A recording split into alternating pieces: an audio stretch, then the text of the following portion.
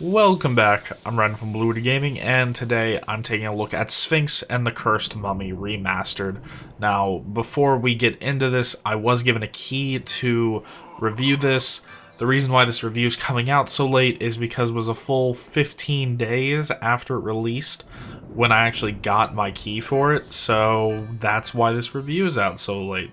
So let's just get right into this. Now, if you don't know what Sphinx and the Cursed Mummy is, it is a third-person action-adventure game kind of inspired by the mythology of ancient Egypt. It was originally released for the GameCube, PlayStation 2, and Xbox way back in November of 2003. And it was only just recently that it's made its way to PC with its remaster. Now, I'm going to go into how the remaster actually is before I get into the gameplay and other things.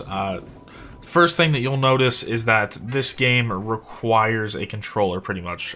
Every single button that it tells you about in-game is actually mapped to an Xbox controller, and they are releasing a patch, I believe, that gives PlayStation controller buttons, but there's also work on improving the keyboard experience, but right now it is terrible, and I would actually advise you to just stop looking at this game if you don't have a controller to play it with, because it is atrocious right now. Besides that, another big problem that this has is mostly in the options menu. The options menu is pretty bare bones for a game like this. Weirdly though, you are given a FOV option that goes up to like 160 plus, which is absolutely crazy. Although it makes the game look very, very weird if you don't keep it down at like 60 to 80 FOV, but because the game is third person, it doesn't really matter all that much. What you're seeing me playing is the 60 FOV, and as you can see, it looks just fine. And moving on from that, pretty much the big other problem that I have is that the different screen resolutions are kind of weird. Now, it lists them out kind of with the normal resolutions that you would think of, mostly 16:9 resolutions. I think that there's like one or two 4:3 resolutions in there. But in the same list of resolutions, they also have windowed and borderless. Now, I'm thinking that borderless means borderless windowed, but I definitely cannot get the mouse off the screen with it, which is kind of weird because I'm playing the game with a controller. So there's kind of a few little things in there, but once you get the game all set up and you're playing with a controller, there's not really much problems past that. Now, for the upsides of this remaster, this is actually a really good looking remaster. I've seen some gameplay from the GameCube, and it looked a lot worse than what it does now. On top of that, the devs have actually been putting in a lot of work post-release for this. The first 10 days that this game was released, they put out 10 updates, one every single day. They are also continuously adding more options to it. They're trying to make performance even better than it already is, which it's stuck to 60 FPS, but there's a few spots where it noticeably gets lower than 60 FPS, and they're buffering those out. They're also releasing the development kit, so we're soon going to be seeing mods and stuff. And I've heard that there was 2 levels that were not released in the actual original version, and those possibly could be brought back in. They've been talking a little bit about that. So overall, it's really nice to see the things that these devs are doing to continue to improve this already pretty good remaster. So now let's actually get into the game and what I think of it. Now, I'm not going to go into too much detail here, because pretty much everything that I could say about this would be a spoiler, just because it is a linear action puzzle game. So pretty much everything that I say about it's going to be a spoiler, and even though this game is 15 years old, I'm still not going to spoil it. So to give kind of the quick rundown, you play as 2 different characters. There is Sphinx, who you are seeing me play as now, and then later you get to play as Tutankhamun, who becomes the Cursed Mummy.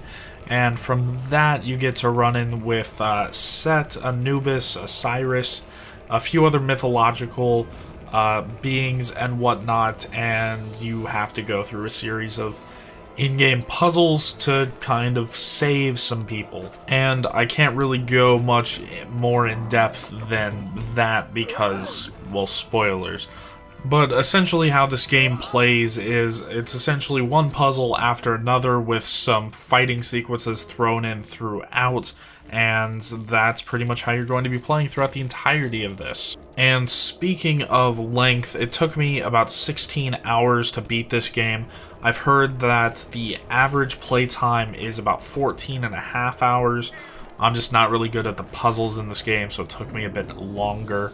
But even for me, I didn't find any puzzle that was just too difficult that I couldn't get past. This game is designed somewhat for younger kids and whatnot. Not younger kids, but just kids in general.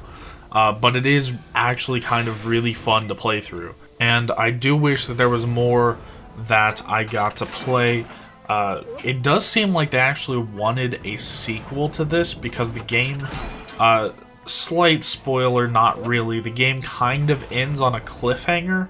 So they kind of set up a sequel, and after playing this one, I really kind of wish that it did get a sequel.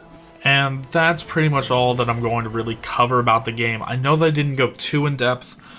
You are seeing the gameplay in the background. This is of the first mission, because once again, I don't really want to spoil anything.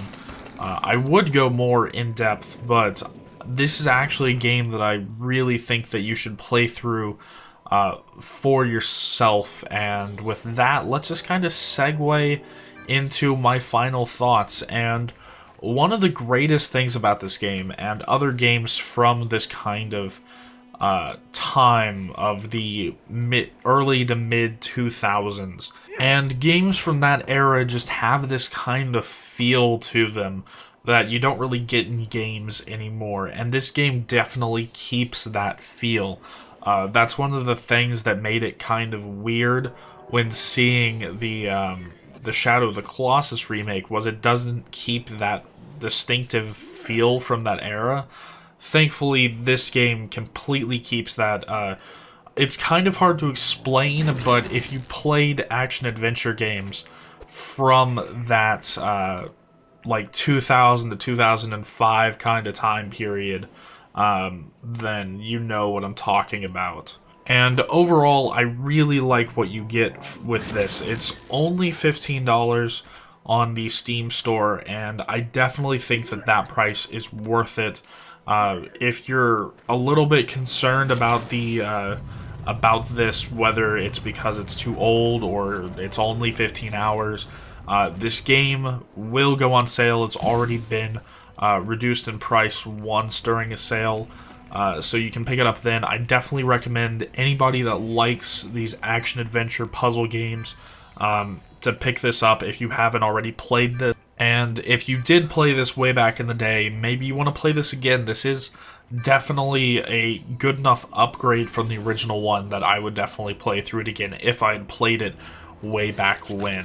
And this game just reminds me how much I want more games from that PlayStation, the PlayStation 2 era to actually get remastered, because they just have this quirkiness and this feel to them that you don't get in games anymore, and I kind of wish that we had a few more like that. So that's going to be it for this video.